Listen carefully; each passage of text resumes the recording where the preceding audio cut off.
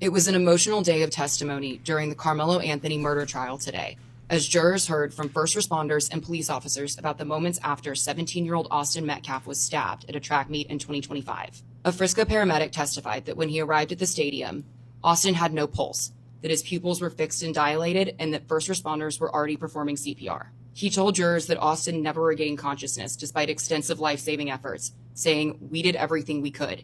It didn't help." Jurors also heard from Frisco School Resource Officer Eduardo Cortez, who was the first officer to confront Anthony after the stabbing. Cortez testified that Anthony was cooperative and complied with all commands. According to Cortez, after he radioed that he had the alleged suspect detained in cuffs, Anthony replied, "I'm not alleged, I did it."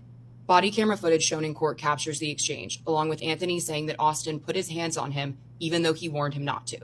The courtroom also saw the knife that was recovered at the scene and heard testimony about evidence collection in rainy conditions. Jurors viewed police body camera footage of the frantic moments to save Austin's life, including emotional moments with his twin brother, Hunter.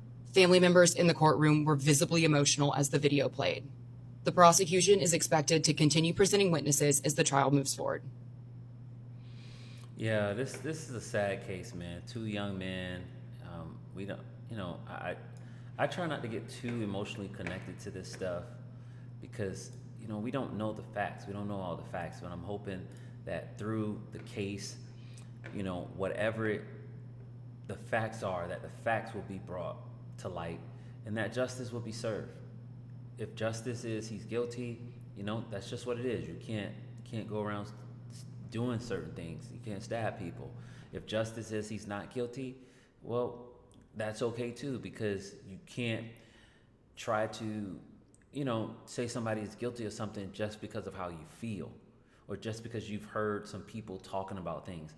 Gotta go based off the facts. Gotta go based off the evidence that they present in court, and that's all you can really do. And it's just so much wickedness going on, and every time we turn around, everything it's about race. We're in a race war.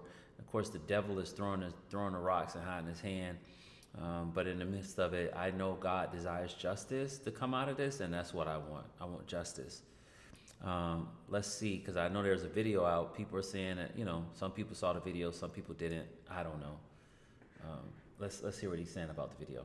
You seen the video on 2 hours. Was it clear enough, or was it fuzzy, or what? No, it was clear. It was clear enough where you can see the actual individual raindrops come by the camera. Okay. That's how clear it is. You actually see them walking up. You see that Karmelo is already up under there. He's under there minding his business. Dodging the rain, or? Yeah, it was still raining.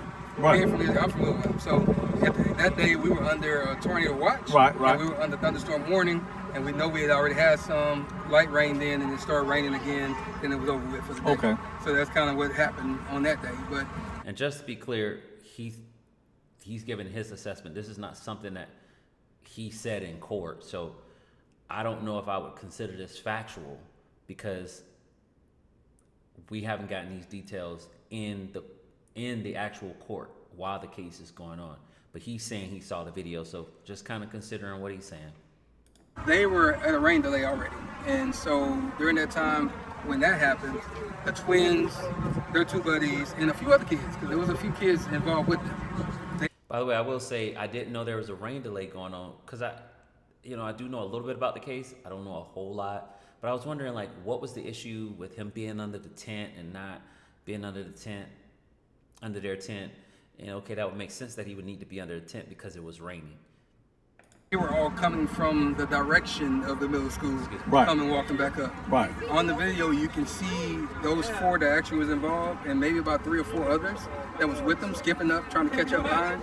One veered off probably toward his way to go to the coach and kind of distract them a little bit.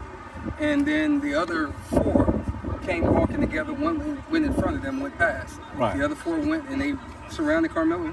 If you're Karmelo, and they showed it on that video. It's on the video. Okay, come on. You can see him walk I'm gonna up. say little And stuff. I'll put it this talking. way. Okay. They actually tell you when you're watching the video, pay attention to this corner right here, because if you look anywhere else, you might miss different things. Okay. So watch those 4. Here, there are 4 right there coming up. Right. That's exactly what they say. Okay. And so you have no way to be confused that it's those 4. Okay. So they come up, they surround them, and this immediate moment of not even a few seconds of pause, then that's when they jump. And so, So they was, actually did jump him. yeah, it wasn't just no touch. It wasn't just all that moment. Yeah, it was a push. It was all kind of things. But Austin pushed, Hunter hit, and then everybody swung. But at the same time, So it's more than the twins that got some licks all on. four. So it showed that in the video. Yes, in the video. So again, you got Hunter and Austin standing in the middle, Okay. and you have the light bright boy here, and you have the darker boy here. Okay. I think that's what I remember. So I have to go back and think about it. But that's where they were. One was going up and down while they were talking, and kind of pushing or whatever he was doing. Austin and Hunter was in front. So where they're talking about grabbing bags, Hunter actually said that I grabbed his bag. Right. And then later on, he said that Austin threw the bag. Okay. Jeff also said the same thing. And so that's them both antagonizing. And we know under Texas law, I just have the fear that you're about to do something to me and you can get up out of here. Yeah, so you don't have to touch me. But at that point, he still stood there and stopped there.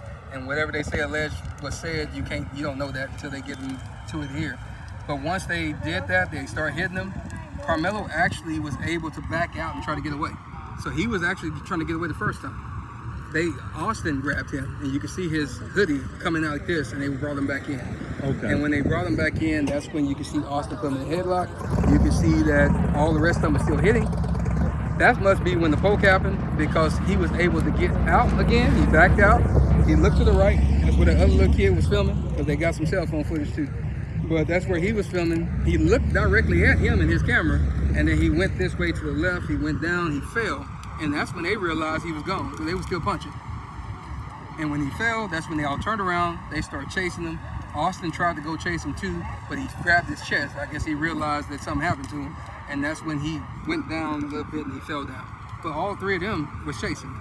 But Karmelo was so fast, he got away and went around to the coach. And so you can see them on the video pointing toward Karmelo and the coach. And I can imagine, because Karmelo's out of the camera on that moment, that he was telling the coach what happened. And then that's when Hunter said he whipped his head around. That's a true statement. He just wasn't sitting when he did it. He whipped his head around, you see him on the video, and that's when he walked over to where Austin was, but he never touched him. So all that stuff about him rendering aid and holding his heart, he never did that, because the coach grabbed him and he was holding him.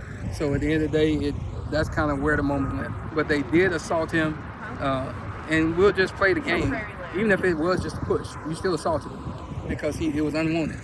By your own definition in your word of him saying that leave me alone and I'm not going, you assaulted him, period. But they did beat him. And if you look at not the photo that Fox 4 put out, because that was one that they actually edited. I have the emails to prove it. But the actual Collin County one, you can see the webs and stuff on his eyes. You can see the bridge of his nose is swollen. You can see the webs under his neck. And so that's the reason why they edited the one from Fox and kind of airbrushed it, and you can see they put the locks of his hair that got taken out as well. Man, this is scary, because I'll tell you what, the stuff he was sharing, if it's true, I heard nothing of it. And that's the thing about these cases. Like, you gotta wait for the evidence to be presented in court and hope, that it all comes to light, because I heard nothing about him being jumped. It's just so much to consider. But like I said before, I just hope justice is served. And it's sad, because a life is lost, and another young man's life is on the line in terms of, he could get life in prison. I know death row is off the table, but he could be in prison for life, and that's not good. They both were 17 years old, and this happened last year. So he spent arrested. He end up spending the rest of his life in prison. That's scary. But y'all let me know what y'all think in the comment section. Don't forget to connect with the brand online, www.there'shopebrand.com. If you haven't subscribed to the channel, make sure you subscribe, and I'll catch y'all in the next video.